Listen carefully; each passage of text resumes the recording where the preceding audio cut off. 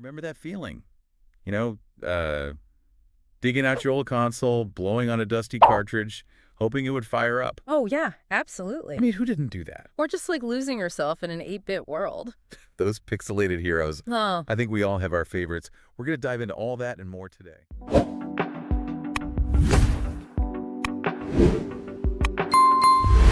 yeah, video game nostalgia. We're talking Super Mario, Pokémon, even Halo. We're going to figure out why those games are still so powerful. Yeah, it's amazing.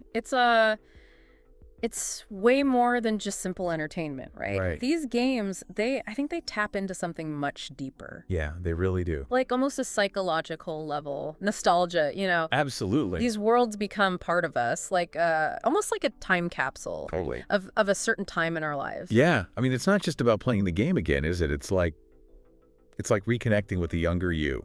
Yeah. A time when things were, I don't know, a little simpler, more magical. Yeah.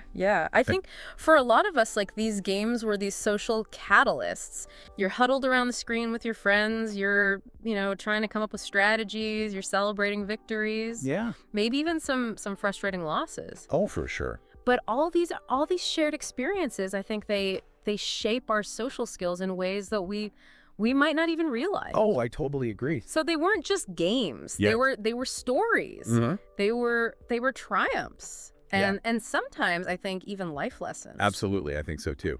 So speaking of triumphs, let's talk about some specific games. Games that I think a lot of people feel still hold up today. Okay, yeah. What game for you is like your personal time machine? I've got to go with Legend of Zelda, Ocarina of Time. Ah, nice. That game, I mean, for me, that was just a revelation, It wasn't just the world, the 3D world that it created, or even the storyline. Right. But it was the emotional depth, like the way the music would come in at just the right moment. It was like art, Mm-hmm. I think Ocarina changed what an adventure game could be. For sure. And it's still, I mean, even today, it's still impacting game design. Absolutely. Ocarina, what a masterpiece. For me, I've got to go Sonic the Hedgehog. Oh.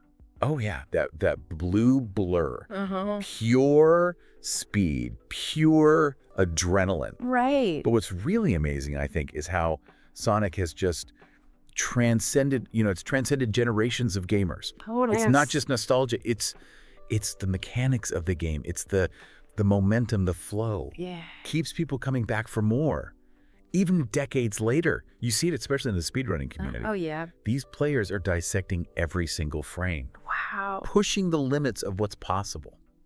I think speedrunning is such a fascinating example of how nostalgia fuels this deeper engagement, It's Yeah. like they're not, I mean, they are trying to beat the game, obviously. Right. But they're like uncovering these secrets, right? Yeah. Deconstructing the game.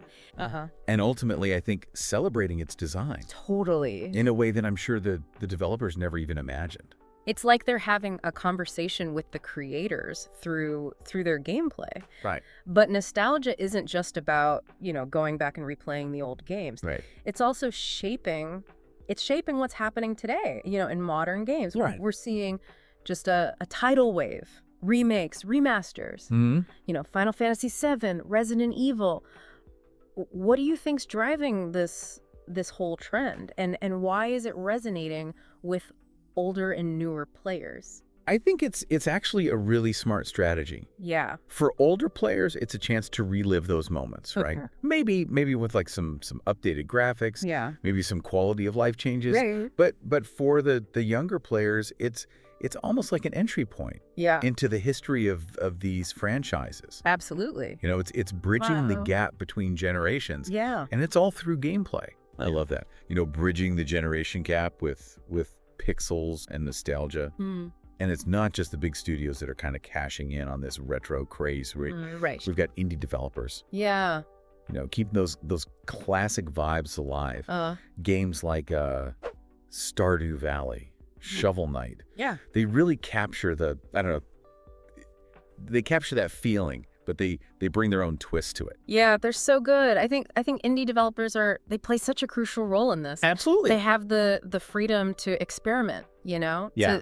to take those classic mechanics, boil them down to the essence, Uh-huh. and then make it feel fresh Yeah. or familiar. Yeah. You know, sometimes like the most amazing innovations happen because someone decided to go back to the roots. It makes you wonder about those mini consoles. You know, the ones that are like flooding the market. Yeah. Are those just a cynical cash grab, or are they like a genuine way to preserve game history? I think it's probably a little bit of both, honestly. Yeah, probably. Definitely some marketing going on, Yeah. preying on that nostalgia, right? Totally. But I think they also serve as kind of a gateway, Yeah. especially for younger players, Mm. giving them like a little taste of what gaming used to be. Yeah. That might make them curious, you know? Right. And want to explore beyond those preloaded titles. Yeah, like a little sampler platter Yeah.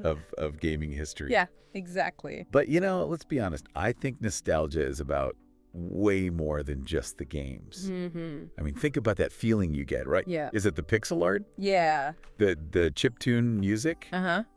Or is it maybe even that smell of the cartridge? Oh, I know. Yeah. You're so right. I think it's that whole sensory experience, all Yeah. those little details, Huh. the way the controller felt, or Right. the screen, you know, the flicker, the sound of the speakers, Yeah. all of that, I think, are like these powerful triggers Absolutely. for memories, you know, taking us back to a certain place in time. Yeah, it's like every game is a key that Yeah, unlocks this vault of memories and feelings. totally. So what's the big takeaway here? I think, you know, we've talked a lot about this, but what's the big idea? I think these games, they're not relics of the past. Right. They're a living part of our culture Uh-huh. that's still shaping gaming today. Absolutely I right. think they're an inspiration for Yeah. new creations. Uh-huh. They're bridging the gap between generations of gamers. Yeah. But most importantly, I think they remind us of the power of play, the Yeah. joy of discovering something new, and the magic. You No. know, that can exist even in the simplest digital world. Absolutely.